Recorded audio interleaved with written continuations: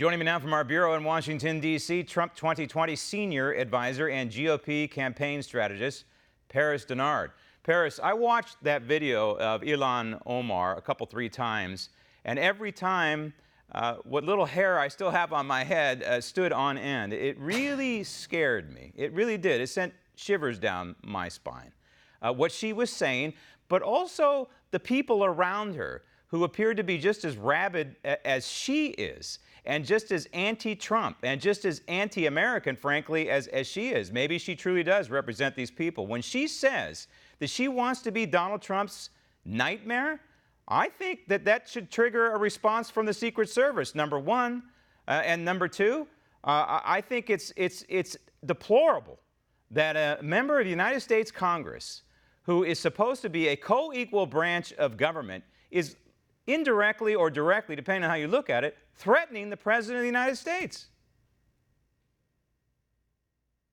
You know what? While we have the squad and members of the squad, so-called squad, are focusing on being President Trump's nightmare, we have President Trump focused on the American dream. We have President Trump focused on positive things like this inclusive economy that he has. And the thing that is most unsettling about not just the video, but their continued rhetoric since they came into office, is the fact that this is the new face of the Democrat Party. Not only is it the face of the Democrat Party, but it's the mouthpiece of the Democrat Party. They are articulating the messaging, they are articulating the policy, and they are running the House. It's no longer Speaker Pelosi, it's Speaker Squad. It's whomever is in that squad, the 4 members, they are running the show. And the good thing about this, if there is a silver lining, is the fact that that's not going to bode well for the 2020 Democrats. If they think that this socialism, that this radical left agenda that is really causing a lot of division in America, calling everybody that they disagree with a racist, including Speaker Pelosi, calling for socialism and socialist policies, the Green New Deal, and really accusing our Border Patrol agents of being essentially Nazis, running concentration camps. This is the rhetoric. That is where the Democrat Party is.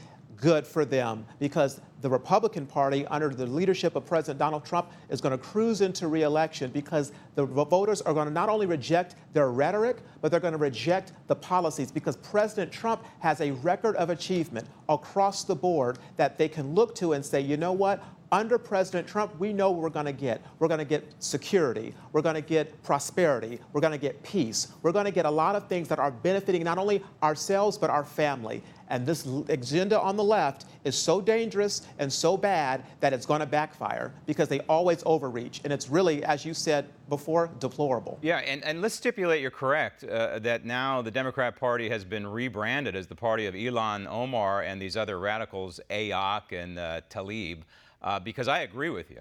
Absolutely. I believe that this week is a turning point week in the election cycle, and it's going to resonate now for the next, 14 months as we go into November of 2020. So let's stipulate that's correct. And let's also stipulate that the president is correct. And you know, his instincts are so solid sometimes. In his tweet, when he talked about, and he also talked about this earlier today, that this was a staged event at the airport. You know, the president also talking about how the fake news media has become crazed over the chant, "Send her back," while totally accepting the vileness of Ilhan Omar and the others. And he's calling it, of course, a sick partnership, which it is, because we know the mainstream media is going to give these people cover. He's also talking about possibly carrying the very state that Ilhan Omar ostensibly represents, and that would be Minnesota. And wouldn't that be something, by the way?